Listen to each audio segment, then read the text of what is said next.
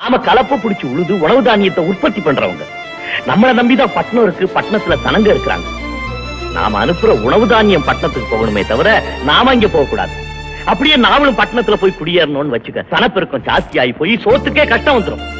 கிராமத்துல இருக்கிற சனங்கள்லாம் பட்டணத்துக்கு போய் குடியேறணும்னு நினைக்கிறதே தப்பு. வணக்கம் விவசாய நண்பர்களே. KMS அக்ரிகல்ச்சர் ஃபார்ம்லேருந்து சரவணன். இன்றைக்கி நம்ம பார்க்க போகிற வீடியோ நெல் சாகுபடியில் நிறையா நண்பர்கள் டவுட்டு கேட்டுக்கிட்டே இருந்தாங்க. நடவு நடுறதுலேருந்து முக்கியமாக நம்ம எல்லாத்தையுமே சொல்லிக்கிட்டு இருக்கோம். நடவு எல்லாத்தையுமே போட்டுக்கிட்டு இருக்கோம். நாங்கள் நடவு நட்டத்துலேருந்து அடி உரம் போடுறதுலேருந்து சிங்க் சல்பேட்டு, புயூரியா, பொட்டாசு, களைக்கொல்லி எல்லாமே போட்டுக்கிட்டுருக்கோம். மறுபடியும் நமக்கு நிறையா டவுட் கேட்டுக்கிட்டதுனால விரிவாக ஒரு வீடியோ போட்டுடலான்னு பார்த்தோம். வீடியோ ஃபுல்லாக ஸ்கிப் பண்ணாமல் ஃபுல்லாக பாருங்கள். சப்ஸ்கிரைப் பண்ணி பாருங்கள், நாங்கள் போகிற வீடியோலாம் உங்களுக்கு வரும். இன்ஸ்டாகிராமும் ஃபாலோ பண்ணிட்டு கேள்வி கேட்குறாங்க தான் கேளுங்க, நாங்கள் பதில் சொல்கிறோம் உடனுக்குடன். இப்போ வீடியோக்கு போகலாம் வாங்க. பொதுவாக நம்ம சாகுபடியில், நெல் சாகுபடியில் குருவை, அந்த கொடை குருவை நடுவோம் ஒன்று. அடுத்தது குருவை, இப்போது இந்த சம்பா தாளடி, இந்த மழை காலத்தில் நடுறது. இதில் அதிகமான நமக்கு செலவு, அதாவது அதிக நோய் தாக்குதல், அதிக செலவு அப்படின்னு சொல்லி பார்க்க போனோம்னா இந்த சம்பா தான். சம்பாவில் தான் கிளைமேட்டு சேஞ்சு, நீண்ட நாள் பயிராக நடணும். குறுகிய கால பயிராக நட்டோம்னா கருதுவர இடத்துல மழை பெய்யும். அதனால் நம்ம குருவெல்லாம் உங்களுக்கு நல்லா சரியான வெயில் அடிக்கும். தண்ணி மட்டும் இருந்துச்சுனாவே நல்லா விளைச்சல் எடுத்துடலாம். அதுக்கு தகுந்த மாதிரி என்னென்ன செய்யணும் அப்படிங்கிறதுக்காக தான் நாங்கள் விரிவாக இந்த வீடியோ போடுறோம்.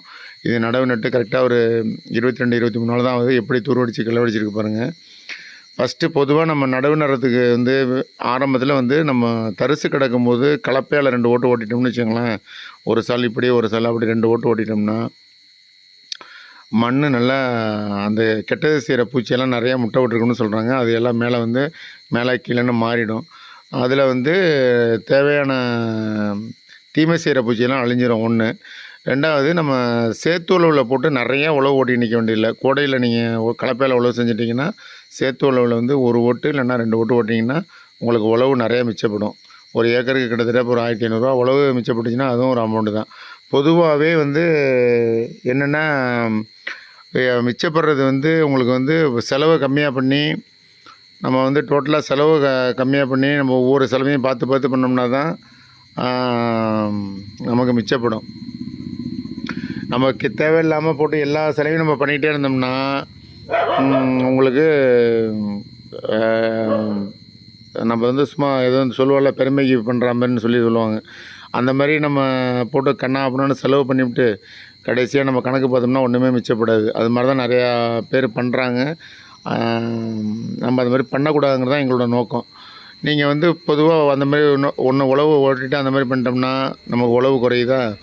ரெண்டாவது, நடவு நடும்போது ஒரு ஏக்கருக்கு DAP ஒரு மூட்டை போட்டால் போதும். ஒரு மூட்டை இன்றைக்கி 1300 ரூபாய்க்குது. ஒரு மூட்டை DAP போட போகிறீங்க. அடுத்தது நெல் நுண்ணோட்டம் சப்சிடியில் கொடுக்குறாங்க கவர்மெண்ட்டில். அது ஏக்கருக்கு 5 கிலோ. 1 கிலோ 35 ரூபான்னா அது ஒரு 175 ரூபா வருது ஒன்று. இது ரெண்டுமே அடியில் போட்டுடுறீங்க. யூரியா DAP நம்ம டைரெக்டாக போட்டுடலாம். இதை நம்ம மணலில் இல்லைன்னா எருவில் கலந்து போடலாம். இது போட்ட வயலில் தான் நாங்கள் சொல்லிகிட்டு இருக்கோம். இதெல்லாம் நம்ம நடவு நடுறப்ப போட்டது. அதனால தான் இவ்வளோ இளம் பெயர்லேயே இவ்வளோ அருமையாக தூர் வெடிச்சிருக்கு உங்களுக்கு. ரெண்டாவது, களைக்கொல்லி நிறைய பேர் 8 நாள் 10 நாள்லாம் போடலாமாங்கிறாங்க, போட்டுக்கிட்டு இருக்காங்க. அந்த மாதிரி போடக்கூடாது. நீங்கள் களைக்கொல்லி கரெக்டாக ஒரு 5 நாளுக்குள்ளே போட்டுருங்க. 3 நாளுக்குள்ளே போடுறது பெஸ்ட்டு. தவறுனா 4 நாள் 5 நாள் ஏதாவது வேலையாக இருந்தால் அந்த மாதிரி போட்டுருங்க. அடுத்தது, களைக்கொல்லி போட்டு ஒரு 3 நாள் தண்ணி நிற்கணும் ஒன்றா. அடுத்தது, 1 வாரம் 10 நாளுக்குள்ளே ஜிங்க் சல்பேட்டு 10 கிலோ 411 ரூபா தான். சப்சிடியில் கவர்மெண்ட்டில் தான் கொடுக்குறாங்க. வெளியில் வாங்க போனீங்கன்னா விலை கூட. நீங்கள் எல்லாமே கூடுமான வரைக்கும் உங்கள் வேளாண்மை அலுவலரத்தை தொடர்பு கொண்டு, உங்களுக்கு ஃபோன் நம்பர் இருந்தால் கான்டெக்ட் பண்ணுங்கள். இல்லைன்னா நீங்கள் நேராகவே போய் பக்கத்தில் தான் இருக்கும், அலுப்படாமல் போயிட்டு நீங்கள் என்ன ஏதுன்னு கேட்டிங்கன்னா அவங்க விவரம் சொல்லுவாங்க, கொடுப்பாங்க இருக்கிறதெல்லாம். நம்ம எதுவுமே போய் கேட்காம உரக்கடையில் போய் நீங்கள் இப்போ இது பண்ணிங்கன்னா டாக்டரு எழுதுகிற மாதிரி எல்லாத்துக்கும் எழுதி எல்லாத்துக்கும் ஒரு போட்டு கொடுத்துருவாங்க பில்லை. அது ஏகப்பட்ட செலவு ஆகிடுங்கிறதுக்காக தான் நாங்கள் இதை சொல்கிறோம். 10 கிலோ 411 ரூபா தான். அதை வாங்கி மணலில் கலந்து அதை ஒரு வீச்சு வீசிடுங்க. அவ்வளோதான். ஒரு ஏக்கருக்கு 10 கிலோ. நீங்கள் எத்தனை ஏக்கர் இருந்தாலும் அதை கணக்கு பண்ணிட்டு வீசிங்க. சரியா? அடுத்தது ஒரு நம்ம இந்த இதெல்லாம் வந்து எதுக்காக நான் சொல்கிற டயத்தில் நீங்கள் போட்டிங்கன்னா தான் பயிர் அந்தந்த வளர்ச்சியில் வரும்.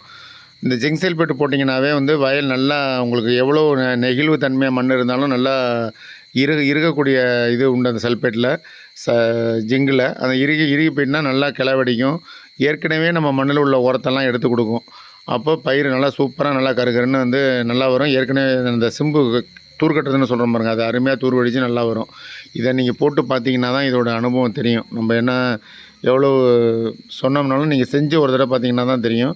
அதுக்கப்புறம் நீங்கள் 15-20 நாளில் நம்ம ஒரு உரம் கண்டிப்பாக நம்ம, அதாவது பில்லு இருந்துச்சுன்னா ஒரு களை எடுத்து விட்டுறலாம். அதாவது நீங்கள் களைக்கொல்லி போட்டிங்கன்னா பில்லு இருக்காது. இருந்தாலும் ஏக்கருக்கு ஒரு பில்லு ரொம்ப இருக்காது. ஒரு 3-4 பேரை விட்டு ஒரு மிதிச்சிட்டிங்கன்னா நல்லா பயிருக்கு ஒரு இதாக இருக்கும்.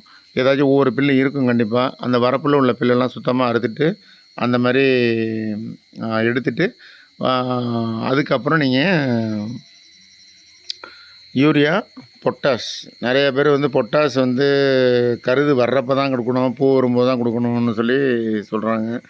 நாங்கள் அந்த மாதிரி கொடுக்குறதில்ல. இந்த மாதிரி தான் கொடுக்குறோம். எங்களுக்கு ரிசல்ட் நல்லா பக்காவாக இருக்குது. நீங்கள் வந்து ஒரு ஏக்கருக்கு வந்து 30 கிலோ யூரியா, 30 கிலோன்னா நீங்கள் பொட்டாஷ் வந்து ஒரு 25 கிலோ. அதை கணக்கு பண்ணிக்கங்க. எத்தனை ஏக்கர் நீங்கள் போட போகிறீங்க அப்படிங்கிறத கணக்கு பண்ணிவிட்டு அதுக்கு தகுந்த மாதிரி ஒரு மூட்டை 50 கிலோ பொட்டாஷ் 1700 பொட்டாஷு. யூரியா வந்து கம்மி ரேட்டு தான், 275 தான். இதை நல்லா கலந்து, ரெண்டாவது கலக்கிறதுலேயும் வந்து நிறைய பேர் கொஞ்சம் அரைகுறையாக இது பண்ணுவாங்க. நல்லா கட்டியெல்லாம் உடச்சி விட்டு நல்லா கலந்து குத்து மதிப்பாக போடாமல், நிறைய பேர் குத்து மதிப்பாக அள்ளி இது 4 ஏக்கருக்கு இவ்வளவுன்னு சொல்லி 5 ஏக்கர் இவ்வளோன்னு சொல்லி வீசுவாங்க. அந்த மாதிரி இல்லாமல் உங்கள் வயலுக்கு உங்களுக்கு தெரியும் இது 100 குழி, இது 200 குழி, 3 ஒரு ஏக்கரு அப்படிங்கிறத கணக்கு பண்ணிவிட்டு இதுக்கு இத்தனை மரக்காய், இத்தனை கிலோ கணக்கில் நம்ம வந்து வயலில் போய் நம்ம எடை போட்டு நிற்க முடியாது. அதனால தான் மரக்காலில் நான் சொல்கிறேன் கணக்கு. ஒரு மாவுக்கு இத்தனை நீங்கள் டோட்டலாக எத்தனை மரக்காய் உங்கள்கிட்ட கையில் இருக்கோ அதை இத்தனை மரக்காய் டிவைட் பண்ணிவிட்டு இத்தனை மரக்காங்கிறத அளந்து ஒரு வீச்சா நல்லா வீச தெரிஞ்சவங்க அனுபவமாக இருந்தாங்கன்னா ஒரு வீச்சு வீசலாம். இல்லை கொஞ்சம் கற்றுக்கிட்டு இருக்கவங்க, கொஞ்சம் இப்போ தான் புதுசாக இது பண்ணுறவங்க 2 வீச்சா வீசுறது பெஸ்ட்டு. ஏன்னா ஒதுங்காமல் போய் அப்போ தான் படம் நல்லாயிருக்கும். இல்லை ஒரே வீச்சா வீசிடுவான் அப்படின்னு சொல்லி சொல்கிறவங்க ஒரு வீச்சா வீசலாம். அதெல்லாம் ஒன்றும் தப்பு கிடையாது. அடுத்து அப்போ தான் நம்ம இடம் விடாமல் போய் தண்டோம். இதை நீங்கள் செஞ்சிட்டிங்கனாவே வேறு உங்களுக்கு பெருசாக செலவே கிடையாது உங்களுக்கு. அந்த இந்த நான் இப்போ இந்த சொன்ன நடைமுறைகளை நீங்கள் பின்பற்றி இந்த மாதிரி செஞ்சிட்டிங்கன்னா போதும். அடுத்தது பூச்சி தாக்குதல். இப்போ இந்த கிளைமேட் வந்து மோசமாக இருக்குது. அதாவது மழை வந்து நல்லா அடித்து பெஞ்சிச்சின்னா உங்களுக்கு எந்த பூச்சியுமே இருக்காது, தெரிச்சு போயிடும். குருத்து பூச்சி கூடுமான வரைக்கும் எல்லா சாகுபடியிலையும் எல்லார் வயல்லையும் வர்றது வந்து குருத்து பூச்சி. அந்த குருத்து பூச்சியை வந்து நம்ம கண்ட்ரோல் பண்ணணும் அப்படின்னோம்னா அதுக்கு இந்த சான்விக்ஸ் எஸ்பி அது வந்து ரொம்ப கம்மி ரேட்டு தான். அது வந்து நீங்கள் வாங்கி அதையும் அதோட அந்த வெள்ளைப்பூச்சி ஏதாவது பறஞ்சுன்னா அல்சார்னு AULZARனு சொல்லி அல்சார்னு சொல்லி ஒரு மருந்து ஒன்று, அதோட ஒட்டுப்பசை ஒன்று சேர்ந்து அடிச்சிடலாம் குருத்து பூச்சி இதுக்கு. அதை இல்லாமல் இலை சுருட்டு புழு ஏதாச்சும் இருந்துச்சுனாலும் கேட்கும். நீங்கள் மேற்கொண்டு வந்து உங்களுக்கு 2வது நட மருந்து அடிக்கிற மாதிரி இருக்காது. அந்த மாதிரி இருந்துச்சுன்னா என்ன பூச்சி தாக்குதல் இருக்கோ, இலை சுருட்டு புழுவா இல்லை குருத்து பூச்சி இருக்கா, வேறு அழுகல் இருக்கான்னு சொல்லி பார்த்து அதுக்கு தகுந்த மாதிரி அடிக்கலாம். இல்லைன்னா கம்பல்சரியாக அடிக்கணும்னு அவசியம் கிடையாது. 2வது தண்ணியை ஃபுல்லாக வச்சு கட்டி போடாமல் காய்ச்சலும் பாய்ச்சலுமாக இருக்கிறது தான் நல்லது. நீங்கள் அந்த ஒத்த பற்றி நாங்கள் சொல்கிறோம், அவங்க ஏற்கனவே நட்டிருந்தது வந்து நீங்கள் பார்த்த நெல் வந்து 2 பற்றி ஒத்த பற்றி நட்டிருந்தோம்னா அதில் அந்த கோணவேற்று ஓட்டலாம். அந்த மாதிரி கோணவேற்று ஓட்டுறதுல இன்னும் சௌரியமாக இருக்கும். நல்லா இடைவெளி கிடைக்கும், நல்லா காத்தோட்டமாக இருக்கும். அந்த மாதிரி அதில் நம்ம போயிட்டு வர்றது, மருந்தடிக்கிறது எல்லாமே ஈஸியாக செஞ்சிடலாம். பயிர் வந்து நம்ம வந்து பயிரை வந்து நம்ம அந்த காலையிலேயே போய் பார்த்துட்டு வந்தோம்னா கூட நமக்கு ஒன்றும் தெரியாது. 2 தடவை போய் பார்த்திங்கன்னா தான் என்ன பூச்சின்னு தெரியும். இந்த மாதிரி இந்த உளுந்து எதுக்காக வரைச்சிருக்கிறது அப்படின்னு சொன்னால் நமக்கு 2 பர்பஸ் நமக்கு. அதாவது மார்கழி மாதத்துக்கு நம்ம இந்த இப்போ வரப்பையில் வரைச்சது வந்து கிட்டத்தட்ட இப்போ பூத்து காய்க்க ஆரம்பிச்சிட்டு அடுத்த மாதம் நம்மளுக்கு அறுவடைக்கு வந்துடும். வீட்டுக்கு வேணாலும் வச்சுக்கலாம், இல்லை விதை உளுந்துக்கு வேணுங்கிறவங்க கூட எடுத்து தைப்பட்டம் வரைக்கிறது கூட வச்சுக்கலாம், நல்லா உளுந்தாக இருந்துச்சுன்னா. 2வது இதுலேருந்து நமக்கு பயிரில் விழுகிற பூச்சியை வந்து அந்த பயிரில் விழுகிற பூச்சியை வந்து கட்டுப்படுத்துகிற இதெல்லாம் வந்து இந்த உளுந்துலேருந்து கிடைக்கிதுன்னு சொல்லி சொல்கிறாங்க.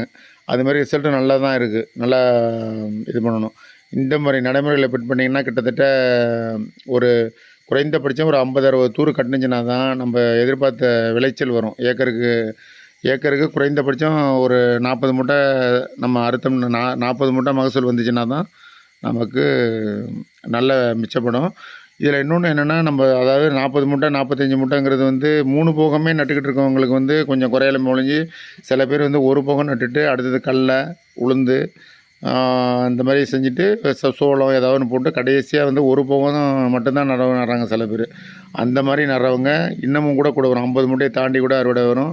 நிறைய பேர் செஞ்சுக்கிட்டு இருக்காங்க. இந்த பாருங்கள், இந்த மாதிரி உள்ள புழு இருக்கான்னு சொல்லி நம்ம செக் பண்ணி பார்த்துக்கணும். இந்த மாதிரி ஒவ்வொரு தடையும் ஒவ்வொரு நாளும் பார்த்து, ஏன்னா இந்த சம்பா தாளடியில் மட்டும் கொஞ்சம் கூடுதல் ரிஸ்க் எடுத்து நீங்கள் பயிரை பார்த்து தேவையான டயத்தில் உரத்தை ரொம்ப கொடுத்துட வேண்டாம், சீராக கொடுங்க. அப்புறம் இந்த வேம் இதெல்லாம் பயன்படுத்தலாமான்னு சொல்லி நிறைய பேர் கேட்குறாங்க. நீங்கள் குறைந்த செலவில் இந்த ஜிங்க் சல்ஃபேட்டு, யூரியா, பொட்டாசு, அடி உரம் டிஏபி இதை கொடுத்தீங்கன்னாவே போதும். தேவையான டயத்தில் மருந்து அடிச்சிட்டிங்கன்னா போதும். அப்புறம் அதெல்லாம் வந்து ஏக்கருக்கு கிட்டத்தட்ட இந்த வேம்லாம் வந்து 1500 1200 சொல்கிறாங்க. அதெல்லாம் நீங்கள் கூடுதல் செலவு பண்ணிகிட்டே போக வேண்டாம். களைக்கொல்லியும் எரஸுங்கிற களைக்கொல்லி விலை கம்மி, இல்லை மண்ணில் கலந்து போடுறது. இது யூரியாவில் கலந்து போடணுங்கன்னா நீங்கள் கவுன்சில் ஆக்டிவ் இந்த மாதிரி அது வந்து யூரியா உரத்தில் கலந்து போடலாம். அப்புறம் ஜிங்க் சல்ஃபேட்டை வந்து கூடுமான வரைக்கும் நீங்கள் உரத்தில் கலக்கவே கூடாது, மண்ணில் தான் கலந்து போடணும். யூரியாவில் ஏதாச்சும் ஒன்று நான் கலந்து போடுறேன்னு சொல்லிட்டு போடாதீங்க, தயவு செஞ்சு அந்த மாதிரி கலந்து போடாதீங்க. நுண்ணூட்டத்தையும் அதேமாதிரி மண்ணில் கலந்து போடுங்க. இந்த மாதிரிலாம் நடைமுறையில் பின்பற்றிங்கன்னா நீங்கள் கன்ஃபார்மாக விவசாயத்தில் ஜெயிக்கலாம், லாபம் பெறலாம். ஏதாவது இதில் டவுட்னா எங்களுக்கு கமெண்ட் பண்ணுங்கள். நாங்கள் கூடுமான வரைக்கும் எல்லாத்துக்கும் பதில் சொல்கிறோம். இந்த மாதிரி அதிக விளைச்சல் பெறத்துக்கு இந்த மாதிரி நம்ம வீடியோ ஃபுல்லாக பார்த்து உங்கள் ஃப்ரெண்டு எல்லாருக்கும் ஷேர் பண்ணிவிடுங்க. நாங்கள் ஒரு இதை வச்சு மட்டும் இது பண்ணலை, எவ்வளோ எல்லா பயிரையுமே காமிக்கிறோம். எல்லாமே எப்படி இருக்குங்கிறத பார்த்துக்கோங்க. ஏதாவது டவுட்னா கமெண்ட் பண்ணுங்கள். மீண்டும் ஒரு நல்ல தகவலோடு நல்ல வீடியோவில் சந்திப்போம். நன்றி, வணக்கம்.